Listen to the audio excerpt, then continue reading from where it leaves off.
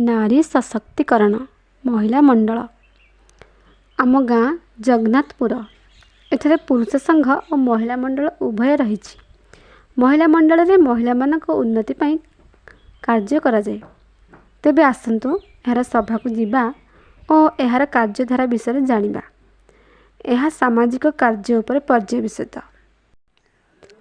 सभारे कौन हो चल तो देखा। जय जगन्नाथ। आज विषय होची प्लास्टिक।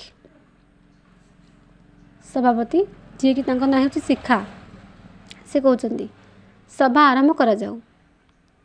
रेखा सभापति महाशया आम गाँव में सबुआड़े प्लास्टिक बोतल कुरकुरी जरी इत्यादि बहुत स्थान में पड़े मिलूँ।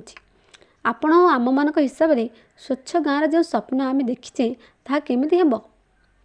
शिक्षा कहते गाँ महिला माने मंतव्य रखंतु। प्रथम महिला संपादक कथार आम समस्ते एकमत। द्वितीय महिला आज समस्ते निज निज घरे दुईटी अलिया डाला व्यवहार करवा।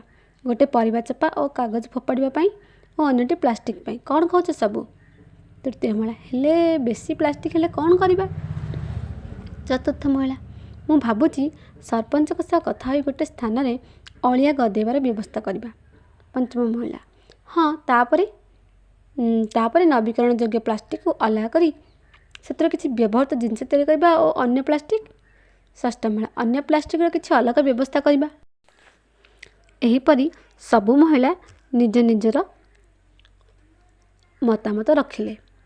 सभापति शिक्षा कहते ताहले आज आरंभ करा जाऊ।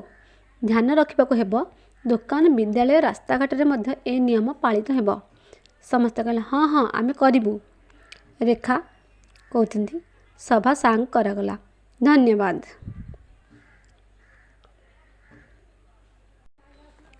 वीडियोटी जदि भल लगे तेब लाइक शेयर सब्सक्राइब करंतु।